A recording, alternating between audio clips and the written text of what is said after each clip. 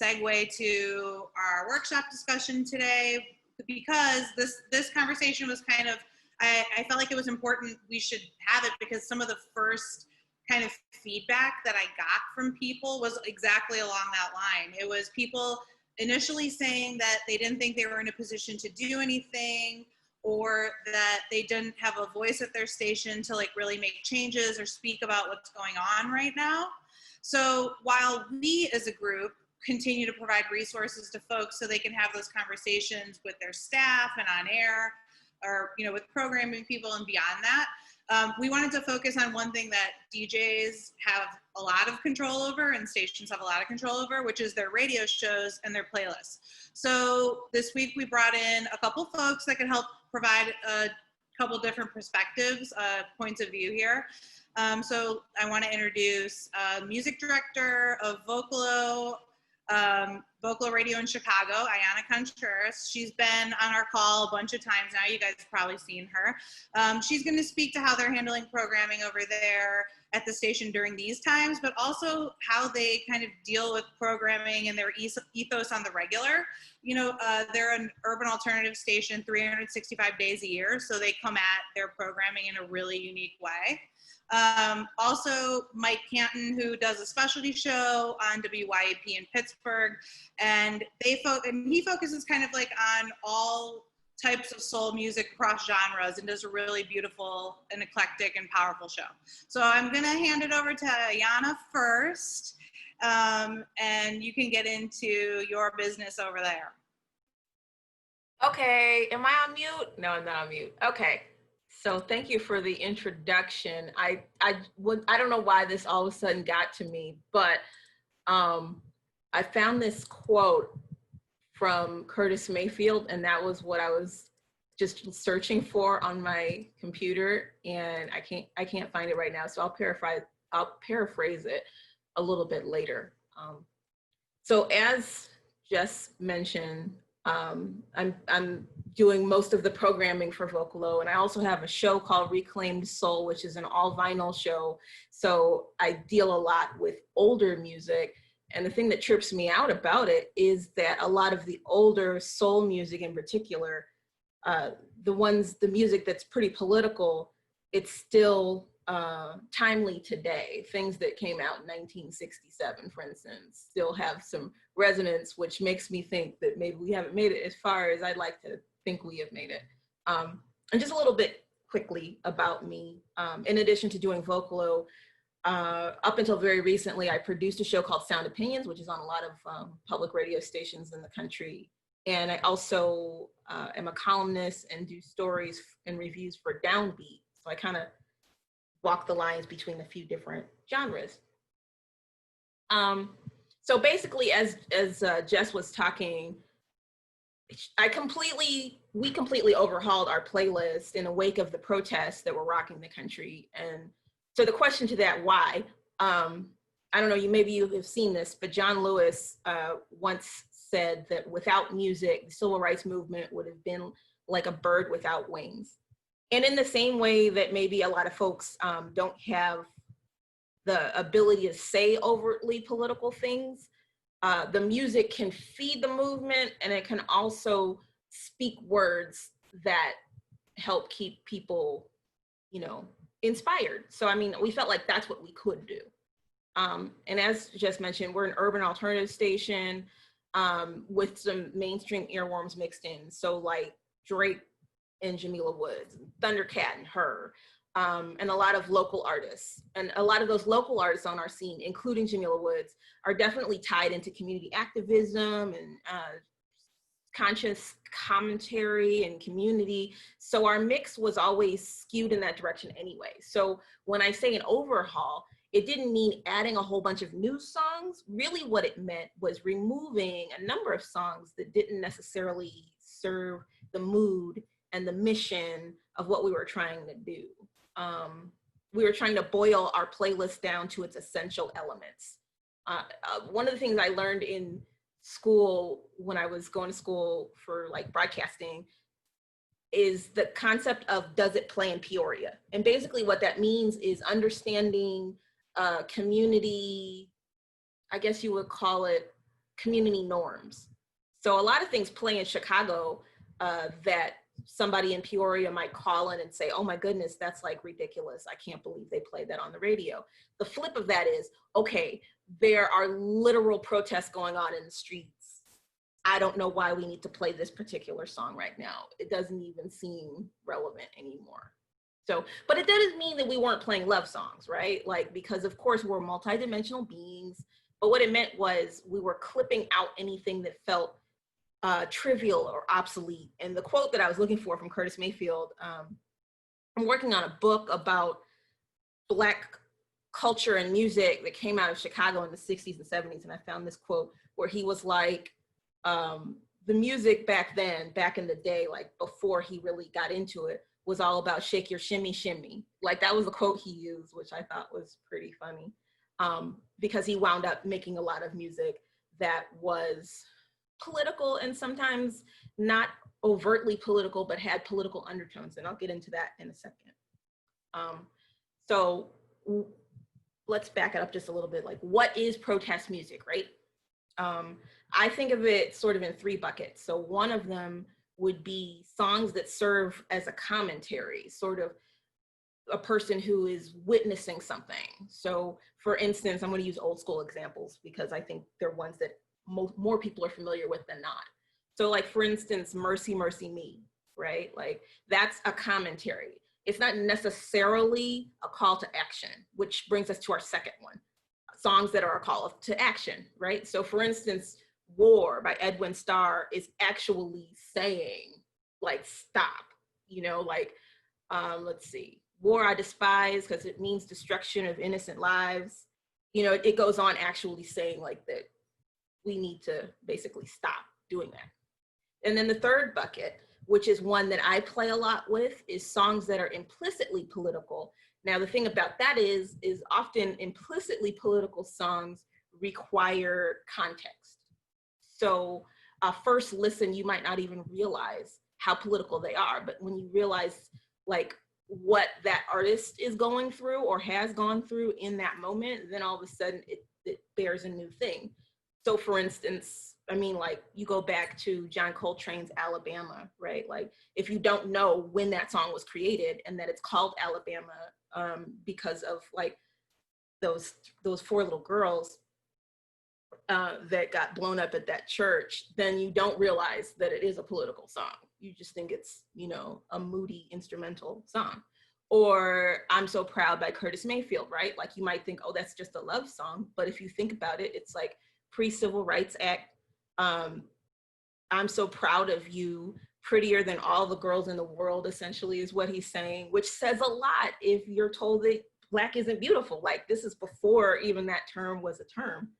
So I think I've covered just about everything. I hope I wasn't talking too fast, but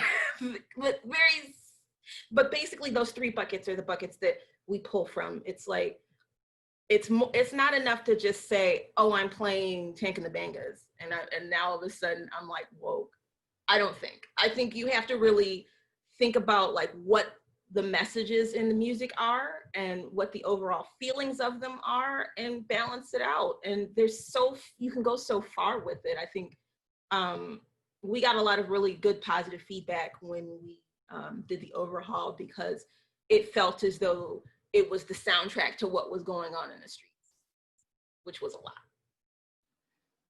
Was there anything else that you guys did besides just like trimming down the library? Like any other like bits and like, you know, anything else that like you felt like maybe spoke to a moment of something that happened out there that felt like? Definitely spoken content that we played, including Can't Stop, Won't Stop. It took me a long time to make a radio edit of that audio version of that, the book. There's like an audio documentary version.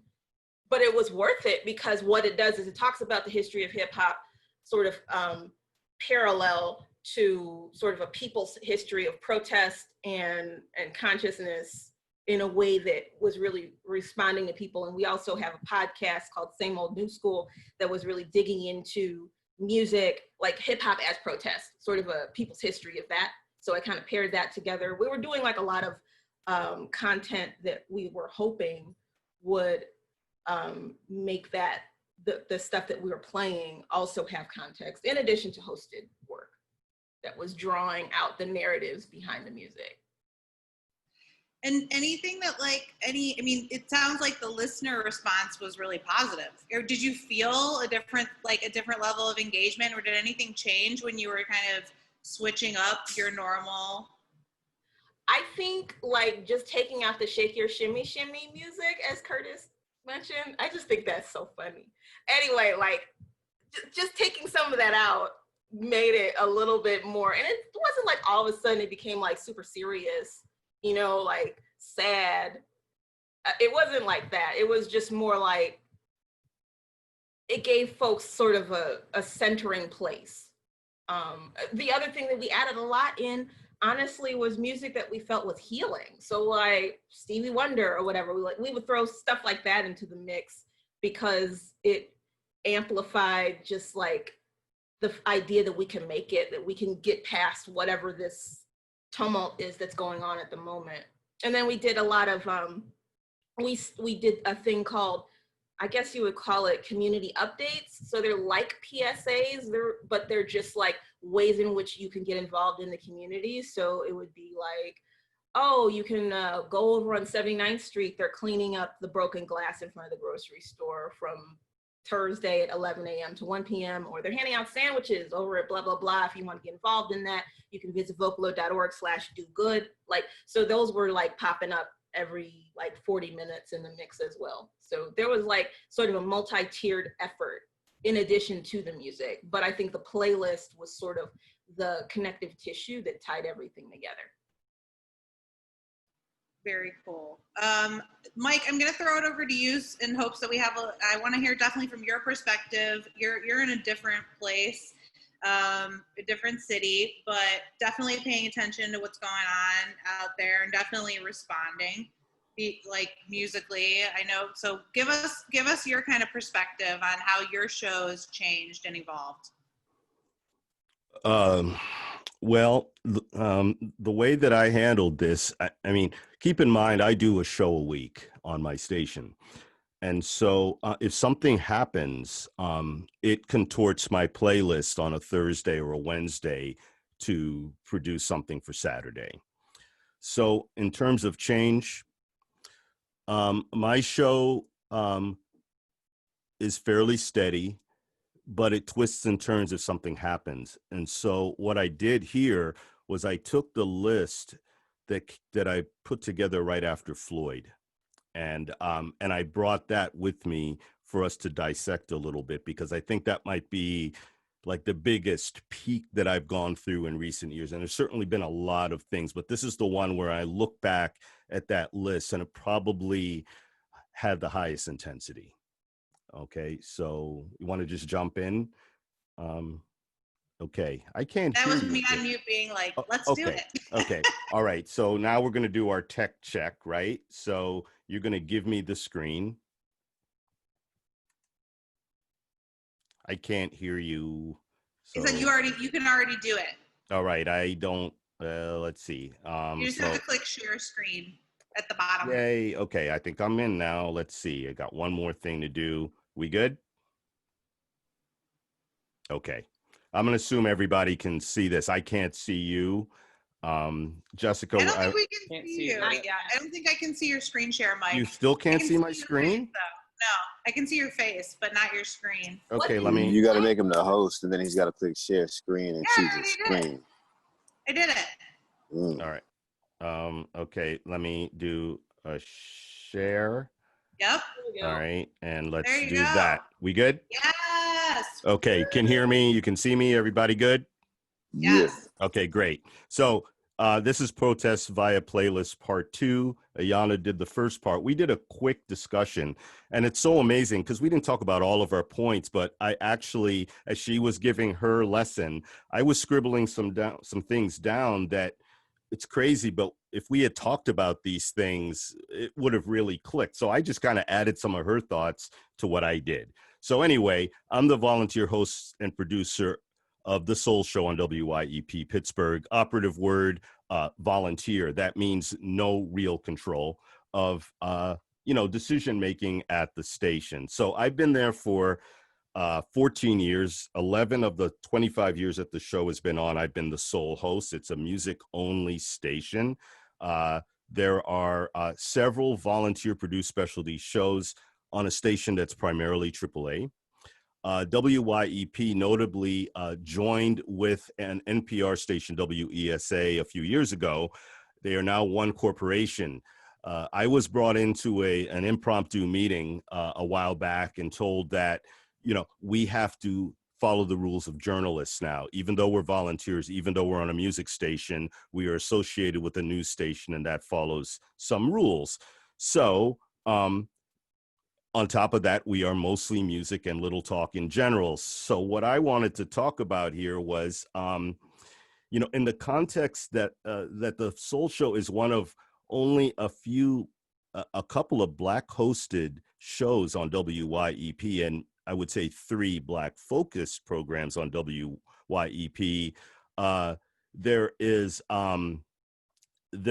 little other space available to give messages. So how do we give those necessary messages with the constraints that we have? So I thought that my part of the workshop would be for programmers with little decision-making power or similar constraints, consider how to musically maximize your message. Can't talk much. You can talk through your music, but walk the fine line. And so that's what we're going to do. So the quick agenda here, I'm going to run through this really fast and give you the slides later because I think it might help. This is I'm going to dissect what I did on June 6th. The show itself is available on Mixcloud. And so I thought we could dissect the content, the breadth, the intensity, the flow. I got a couple of charts. We'll just go through them really quickly. And then I want to hear from people. And then at the end, I'd kind of like to get input from other people about great songs to play in the context of all of this. So don't dig into this really hard, but there are about 39 songs on my list, and they're in 3 pages here. Swing right over to the right-hand side. This is what I call intensity of the song. And the reason I did that was to talk about the flow of message. And it ties right into what Ayana said about stripping down the playlist, okay? What I call zero is not relevant. So I got a weekly theme. It's from Booker T and the MGs. I play it all the time. Okay, that's how the show starts. But then number 1 might be something that's just uplifting in the context of the theme. Ayana, I think that's what we would call your healing, okay? And then number 2 is messages clear, but not in your face. Maybe that's close to what Ayana called implicitly political in the context of the time. All right. And then the third one I call in your face. And that might be Ayana's call to action, plus or minus. And every time I looked at this list, my ratings changed. Okay. But it's just how I kind of feel it together as I put in the show together. Okay. So that's what's going on the right-hand side. I think another interesting thing is, of course, the songs, but the years. And so if you look at how I do my years, this is just a scatter plot. What you'll see is song by song as you go from the first one all the way out to the 30th song. I have kind of 2 bands here. The lower band shows that a lot of the music I'm doing is right down in the 70s. Now that's for a number of, probably the biggest reason is that's when I was in college and that's when I was a teenager. And this is the music that I know off the top of my head quickly when I want to convey. The 80s were kind of quiet. The 80s were not my favorite era, but as time went on, the 90s were when I raised my twins, so I don't even know what was going on musically at the time. But then coming up to the present, there's another band of stuff that I play. And this was just to kind of show you, Jessica, you were saying that my show's all over the place. Yes, it is. It's actually, one would sometimes say, is this even soul? it's a black music show. I inherited a show by the name The Soul Show, and I just doctored it up quite a bit, okay? I mean, you know, songs of our native daughters, okay, you know, but it's got to be in there. It's important. Okay, so these are the lists, all right? And so then at the end, what I wanted to show was a plot of the intensity through the show, because that really shows the flow. So as I looked at this, I did it in my head, but then I went back and analyzed it. And what this shows generally is when I bring the show up, it starts off gentle. People get lulled in, they don't run away. As time gets into the middle of the show, things get intense. By that time, hopefully you're already hooked. And then on the back end, we do a cool down. And so that's pretty much how I did it. When I go back to my last song of the day, it was, I don't know if you can see it over here, but it's a 1. It doesn't even have words, but it has this searing sound. Blackbird McKnight from P-Funk is killing it, and Bernie Worrell's playing keys, and it's just a song that feels like anguish. And so that's how I took the show out for the day. What time is it? We probably about that time. I thought okay. Well, you know, I didn't want to talk all day, and I thought if you had the slides in front of you, you could digest it, but I wanted to hear from people. So if I can just bail now and let people jump in, that's cool. Okay. Okay. Yeah. We'll cool. also make sure, if it's cool with you, Mike, I can share your slides with everybody. Yeah, that was my intent. Yeah. All right. So yeah, everyone, you know, I am in awe of the level of amazing playlist planning that Mike and Ayana do. This is incredible. But what did you want to, what do you think, what do you want to hear from folks about, Mike? What was your... Yeah, well, I guess, you know, one of my questions is that when things are hot and heavy, like Floyd, do people just totally change things out? I think Ayana said basically yes. Things change a whole lot. What about other people? Do your music stories change? Do you have a list that you grab from? You have a go-to list? You know, what are you feeling? What do you present? I do a hip hop show on a station that's an independent station for the city of Richmond, Virginia. Here it's WYEP 97.3 FM, and my show is called Hip Hop for the Rest of Us. So like the whole idea of the show has always been creating an inclusive environment where the listener is present and experiences what music and hip hop has been in my life, and not only as a creator, as an MC, but also as a listener. And I typically try to mix, you know, like there's like trap shit and there's like, you know, like 90s golden era and all that, but they're all connected by energy and percussion. So like during this, you know, especially as I looked at your chart and everything, like I always build my playlist around the arc. And I try to mix in messages. Like I might have something that's slightly turned up, but then there is some kind of like piece in it that does speak the community. And then I might try to find something that matches the same mentality, but has it in a more lyrical way. And that's how I try to keep the listener in there. Like I use the same strategy, like you're saying. I usually start out kind of even, not too heavy, and then I take them in there, and by the middle, once I got them, I make sure I hit them with something, and I go old and new. I like to try to make sure that I'm covering different eras, because I know that my listeners are going to be both people who like 90s hip hop and also who into the turn up. But I mean, like I can mix in some Waka Flocka and some Wu-Tang at the back to back, and it sounds consistent. So that's really what I've done, and I've just tried to pepper in messaging, because hip hop is already such a lyrical medium. I really like to try to find music that doesn't necessarily say this is what you need to be thinking, but it reminds you that, hey, this is what is going on, and this is something you can think about in between your, you know, whatever your shimmy music. Thank you. Respect, though. Yo, great presentation. Thanks. How about any other programmers on here? Any other thoughts on things that you've changed or things you've been thinking about? Yeah, we definitely made some changes at KRML as far as just playlists in general. Wanted to be a little more. One of the things you mentioned there that was really important is getting to the message without it being like overt, like over the top about it, because we do have limited time and still have to kind of walk that line.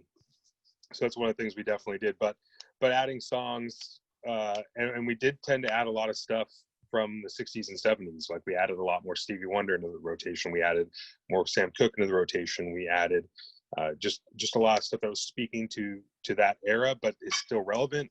And we continue to kind of find songs and hear songs and see things and kind of make those additions to our playlist. So we just have more content, and you could build sets a lot easier that way, because you have current music that is also speaking to the issues, and and that goes for everywhere from Neil Young all the way to like Sam Cooke, or even some of the newer songs with like Gary Clark Jr., his cover of Change Is Gonna Come. So there's a lot of really great music out there to build sets with, and also to kind of in a way put the message in there, but not be overt about it and have to really say it. Mm-hmm. Anybody else want to contribute? I mean, I love the idea of us like coming together and kind of sharing playlists, even if it's on some like PDFs type section that you're like, even if it's like a photo of what you guys are sharing, submitting to the FCC after your specialty shows. Like, I feel like that kind of collaboration spurs all kinds of like inspiration, and also, like, I feel like that, like, who knows what kind of ideas that starts in a different place, in a different city. You got a question? Sure. I said, so I noticed like how you said you closed out the show with something that came with a feeling of anguish, and it didn't even have any lyrics. And I do the same kind of shit. I usually pick something that's like kind of heavy to end the show with. It's rarely that my show will go off on a happy note unless I'm talking like to somebody or something. But I was wondering what made you make that decision about that song in particular. Yeah, like to close it out with like that in that tone. Because by then I had hooked them, so I could do what I wanted. That was part of it. Instrumental always gives the opportunity to say something on top of it at the end if I need to.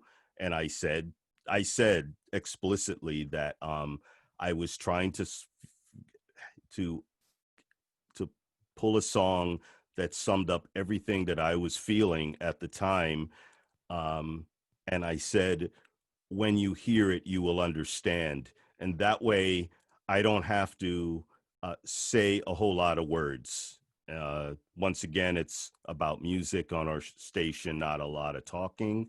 And so I was able to say it very clearly how I was feeling to wrap it up. Does that answer your question? Absolutely. Thank you. Okay.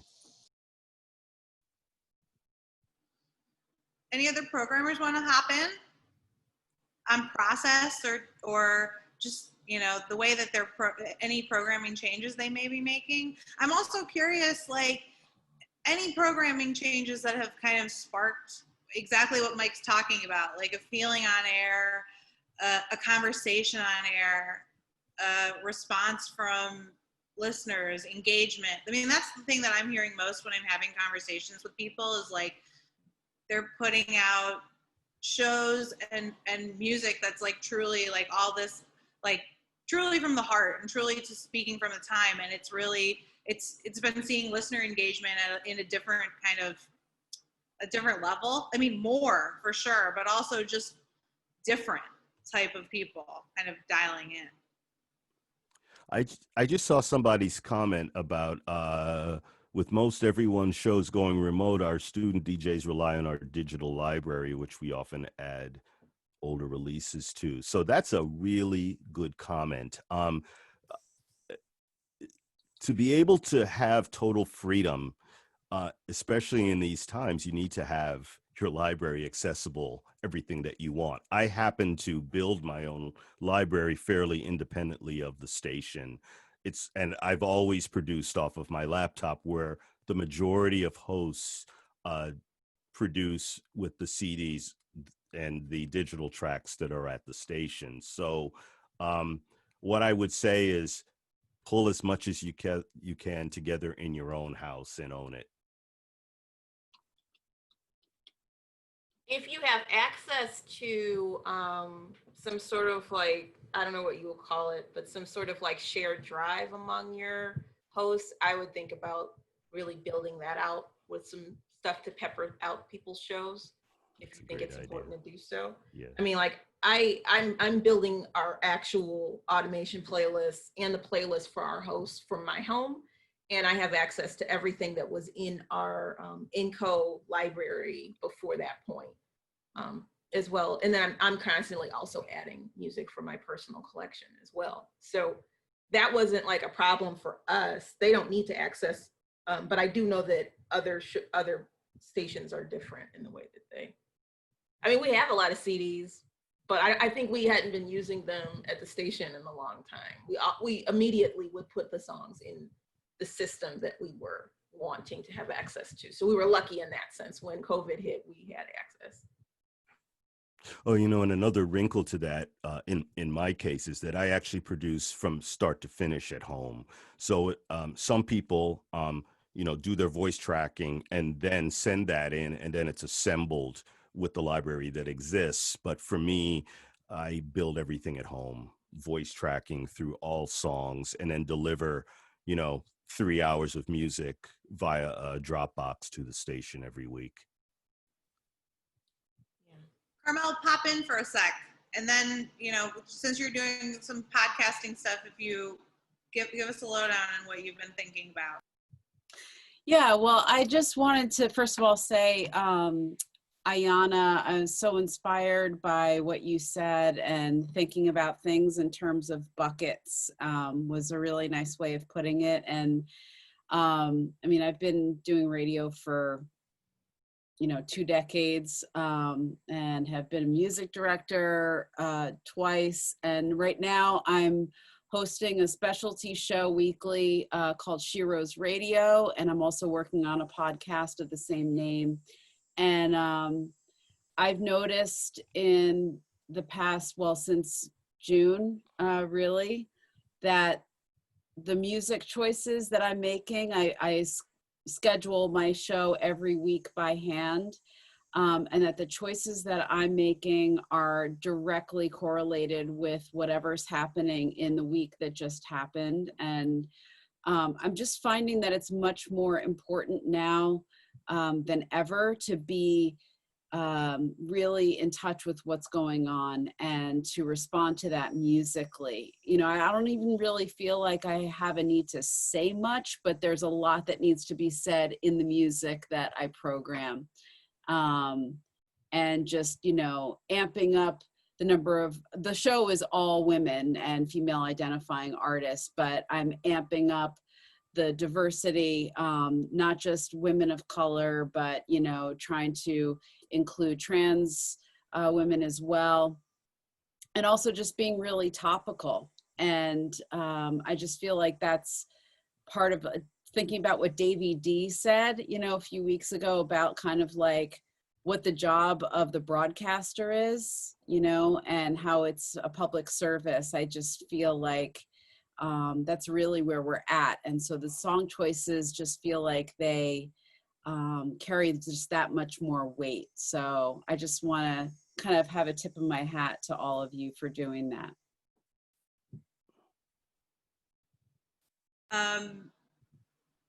I will remind everybody anybody who hasn't left the note in the comment, if you're not getting any updates from us weekly about the meetings, if you want to be getting regular updates on what we're doing, what we're working on, what we're talking about, please leave your name and affiliation and email in the chat.